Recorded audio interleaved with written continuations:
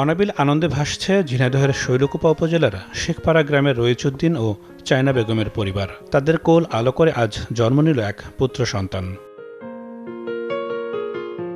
এইটা আমার দ্বিতীয় সন্তান।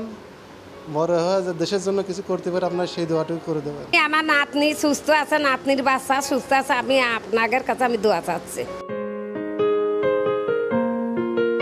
নবজাতক ও তার পরিবারকে শুভকামনা।